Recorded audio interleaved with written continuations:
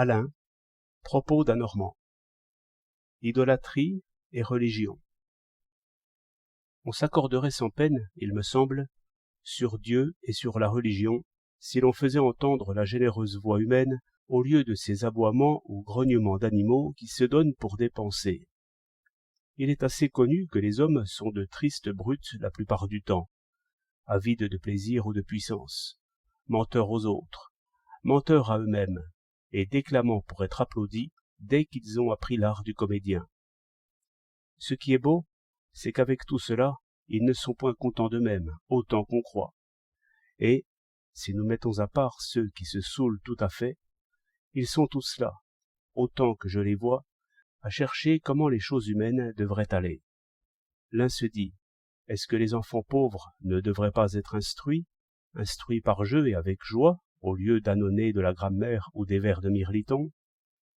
Un autre se dit, est-ce qu'il est naturel que des êtres humains vivent toute la journée sur l'ordure que laissent les autres, retournant les trognons et les épluchures, retournant toutes ces choses puantes et sans nom avec des mains écorchées et saignantes, comme j'ai vu hier matin?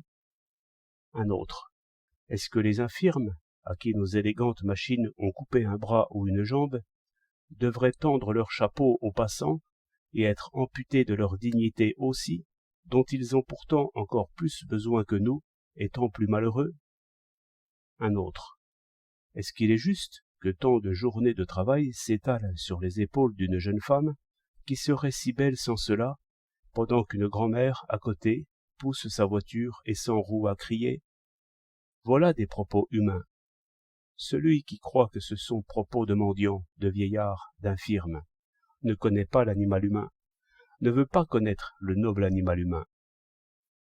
Il est très vrai, il est trop vrai, que les riches n'enroulent pas moins en auto, que les femmes ne s'enveloppent pas moins de dentelles, et qu'Alain ne pense pas trop souvent aux chiffonniers et aux ordures qu'il leur laisse à fouiller. Oui, ce sont presque toujours des discours stériles et des pensées stériles.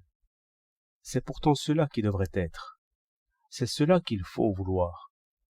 C'est cette volonté qui est respectable en chacun.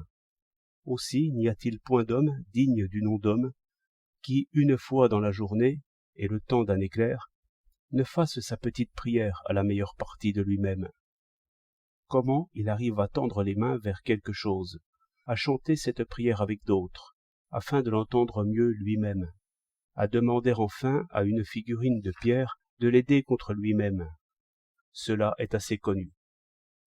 Je ne sais si tous les êtres humains peuvent se passer de ces secours d'imagination et de cette idolâtrie tonique.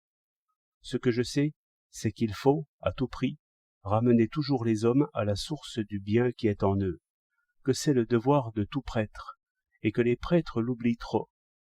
Je voudrais que l'élégant Barrès, qui méprise si vite l'instituteur, médite sur cette leçon de théologie d'un curé de campagne. Je viens de la recueillir, de source sûre. Il n'y a qu'un Dieu, petit Pierre. Et tu ne sais pas pourquoi il n'y a qu'un Dieu? C'est que, s'il y en avait deux, ils se disputeraient tout le temps. 19 juin 1910.